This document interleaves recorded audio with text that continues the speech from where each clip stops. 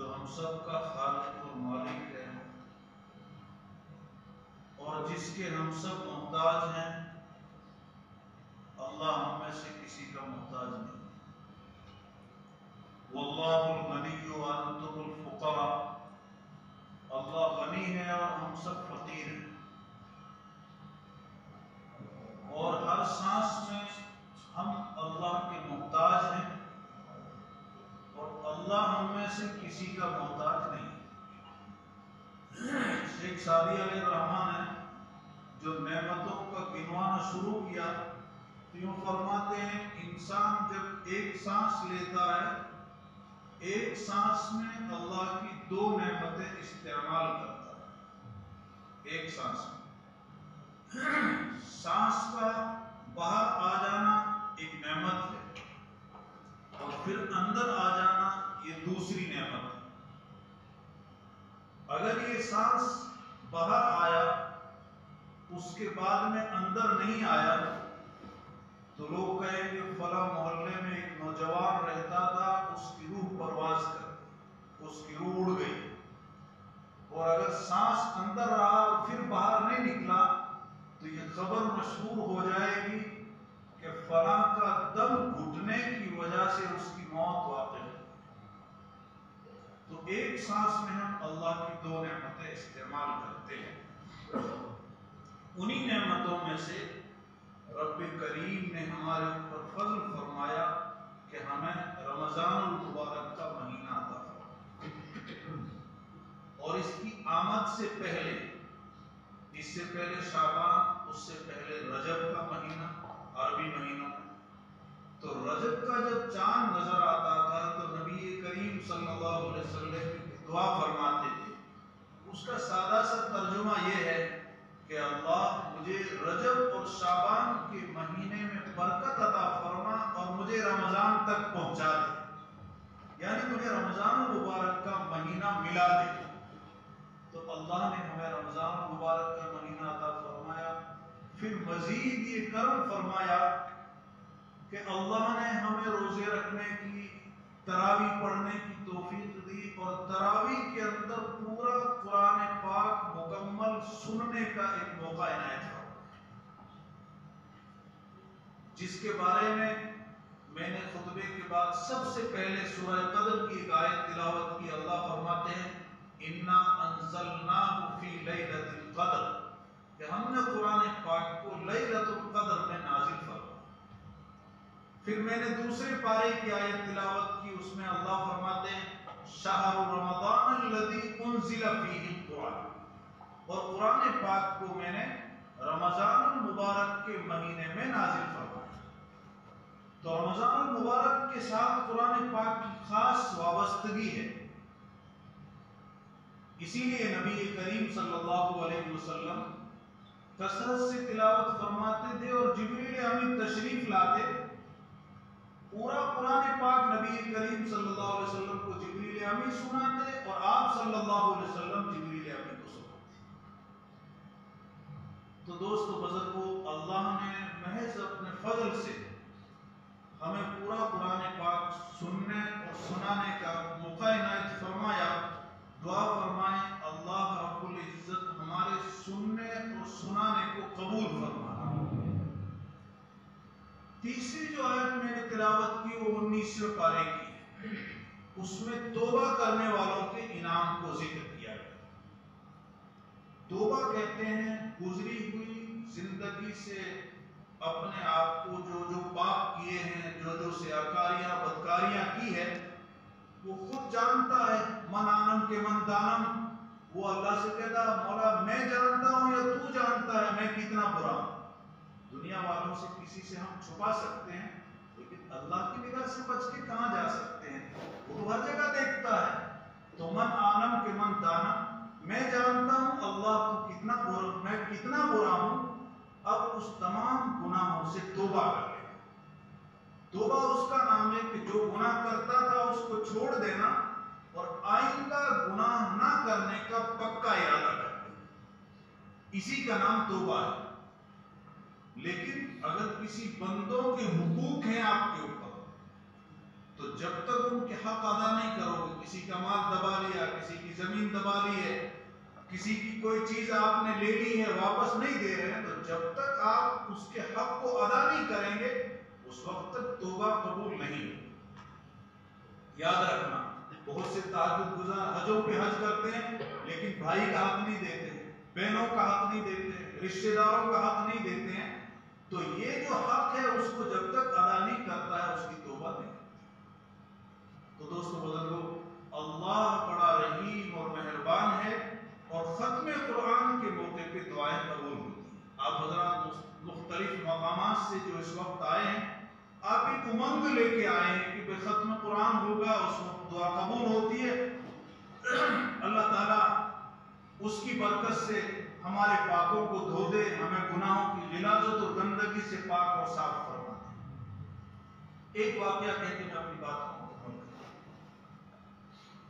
کروں۔ بنی اسرائیل میں ایک شخص تھا موسیٰ علیہ السلام کے زمانے میں، وہ بہت گناہ کرتا تھا اور اتنے گناہ کرتا تھا کہ لوگ اس سے تنگ آ گئے تھے، پورے بستی کے لوگ اس سے تنگ آ گئے۔ وہ تھا کہ اپنی برائی کو چھوڑتا ہی نہیں۔ ایک مرتبہ پورے گاؤں کے لوگوں نے مل کے اس کو مارا، پیٹا اور اس گاؤں سے نکال دیا کہ تو نکل جا، تو ہمارے گاؤں میں رہنے کے لائق ہی نہیں، کیوں؟ تو گنہگار اور فاسق و فاجر ہے، اور جہاں گنہگار لوگ ہوتے ہیں وہاں اللہ کی لعنتیں برستی ہیں، اللہ کا غصہ برستا ہے۔ اسی لیے آتا ہے جس گھر کے اندر اگر کوئی بے نمازی ہو، چاہے عورت ہو چاہے مرد ہو، جو بالغ ہو چکا ہے اور اس کے اوپر نماز فرض ہے، اگر اس گھر کا رہنے والا ایک بھی مرد یا عورت نماز نہیں پڑھتا ہے تو پوری رات اس گھر کے اوپر اللہ کا غصہ ہوتا ہے، پوری رات غصہ ہوتا ہے۔ اب اس کو نکال دیا، یہ ویرانے میں چلا گیا، اور جب وہاں یہ پہنچا تو اس کی اللہ نے موت کا وقت لکھا تھا، اس کی موت کا وقت آ گیا وہیں پر۔ اس نے آگے دیکھا، پیچھے دیکھا، گاؤں والے، کوئی رشتہ دار، کوئی بھی نظر نہیں آیا، تنہائی کے اندر وہیں اس کی موت آ گئی۔ اب ادھر اس کی موت آئی، ادھر اللہ رب العزت نے موسیٰ علیہ السلام پر وحی نازل فرمائی اور کہا، اے موسیٰ، فلاں ویرانے کے اندر میرے دوست کا انتقال ہوا ہے۔ یاد رکھنا کون تھا؟ جس کو گناہوں کی وجہ سے گاؤں والوں نے نکال دیا تھا۔ کہا فلاں ویرانے کے اندر میرے ایک دوست کا انتقال ہوا ہے، اس لیے جاؤ، اس کو نہلاؤ، اس کو کفناؤ، اور پورے گاؤں میں یہ اعلان کر دو کہ جس کے زیادہ گناہ ہیں وہ لوگ جائیں اور اس کے جنازے میں شرکت کریں گے۔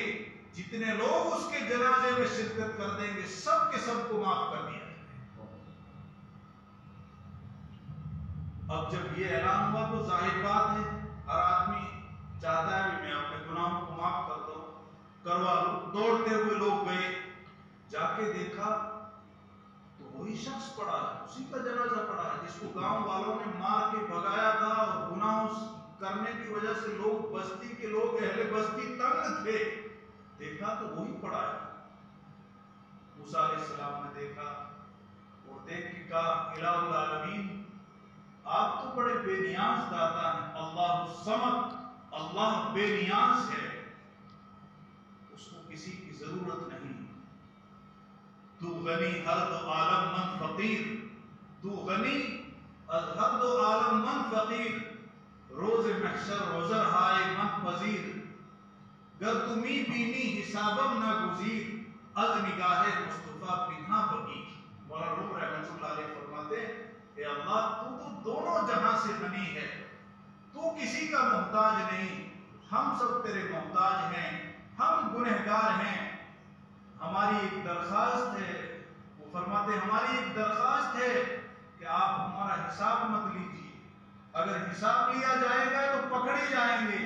کہا گر تمہیں بینی حسابم نہ گزیر، از نگاہ مصطفیٰ پنہا بگیر، اگر میرا حساب لینا ہی ہے آقا تو میرے محمد صلی اللہ علیہ وسلم کے سامنے مت لینا، تاکہ آقا کے سامنے میں رسوا نہ ہو جاؤں۔ نبی ہے۔ اللہ رب العزت نے وحی نازل کی اور کہا موسیٰ شخص تو یہ وہی ہے، لیکن جب یہ ویرانے میں آیا، اس کو موت نظر آنے لگی، اس نے میری اس طرح تعریف بیان کی اور یوں کہا الہ العالمین، میں بڑا مجرم اور پاپی ہوں، زندگی سیاکاریوں اور گناہوں میں گزار دی ہے، اور نوبت یہاں تک پہنچ چکی ہے کہ گاؤں کے لوگوں نے مار کے مجھے باہر بھگا دیا ہے، لیکن مولا تیرے علاوہ کون ہے میرا؟ الہی انا عبدک العاصی اتاکا مقرا بالذنوب وقد دعاکا فان تغفر فانت لذاک اہل وان تطرد فمن یرحم سواکا۔